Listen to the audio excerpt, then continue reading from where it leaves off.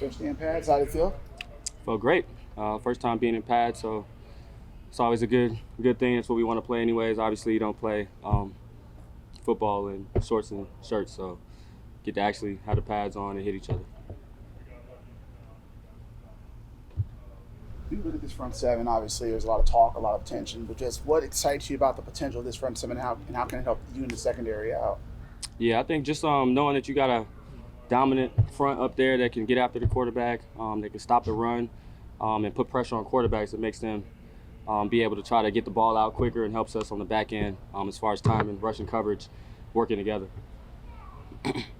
After defending Malik for a few days here, what makes him special and unique as a receiver from what you've seen? Yeah, he's just so explosive. I think his ability to get in and out of his releases, in and out of his breaks, the suddenness which he moves with, that all the elite receivers have. I think that's something that makes him incredibly tough to cover.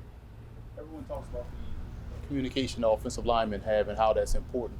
How important is that for you guys on the back end, and where would you rank that in terms of, like, this is important to secondary play?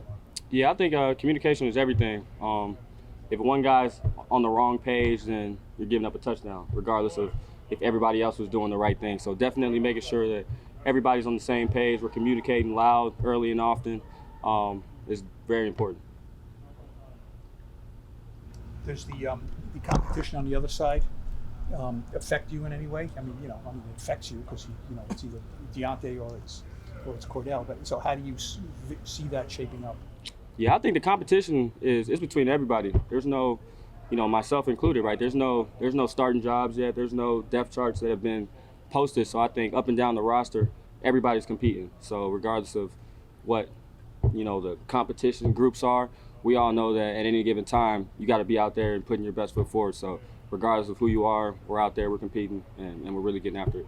Paulson, practice notwithstanding, before you step on the field with your new teammates, do you study their film to kind of get a sense of what they do well, what they don't do well? How can you complement them and so on? Yeah, for sure. I think anytime you're watching film, whether I'm watching the defense or watching the offense, I know I'm going to go up against Malik, I'm going to go up against Slay, I'm going up against Russ. So are there any tells, right? So you kind of go against them. Kind of the same way you would during the season. Maybe not exactly the same because you're working on yourself as well, but definitely trying to get some tells and get some insight on the people you're going to be competing with and against.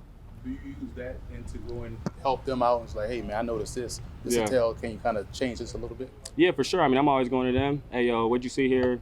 And then vice versa. So at the end of the day, we're on the same team, right? We're not holding any secrets here. If I see something, they see something, hey, I think you can work on this, then we're all trying to work towards the same goal.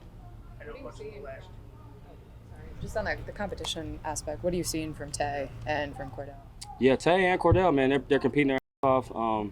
Really, I think their approach to the game, pre-practice, post-practice, getting work in. Like I said, I think everybody's really just doing a great job in that perspective.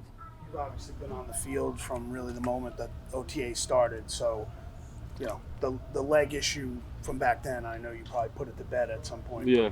At what point this offseason were you able to put that beside you and say, now I'm going to focus on me and focus on my game to get back to where maybe you thought you were going when you got injured? I mean, it's a whole entire process. Obviously, you go through that process and you hit kind of checkpoints and check marks of things that you're able to do. But once I got the okay, I mean, we're talking like early March, of doing all types of drills and stuff. So, yeah, that's the way. Not worry about that no more.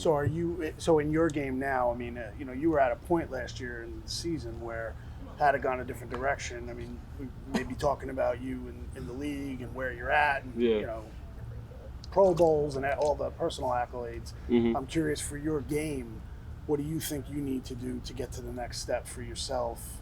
And is that a motivating factor right now, in addition to being that player for this team? Yeah, I think every time you come into training camp, you kind of look at what you did well from the past season, look at what you didn't do well, and then you understand it's a clean slate, Regardless of what happened last year, you got to show it again, right? That's the thing about being consistent in this league. That's what gets you the notoriety or whatever. So I think you wipe a clean slate, you look at what you did well, look at what you can improve on, and then you also understand that, hey, it's a new team, it's a new system, and you got to come bring it every single day.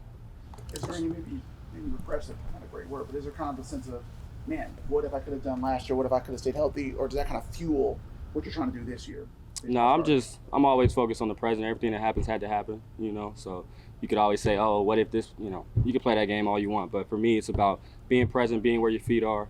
And obviously that situation led me here. So incredibly grateful, honestly, that happened, because I'm in the position I'm in right now with a great team, great group of guys, and a great opportunity. And I guess, like you said, so does it kind of fuel the present a little bit? Even though you don't think about it, it's kind of feel like, okay, I'm here now. Let's prove what I can prove.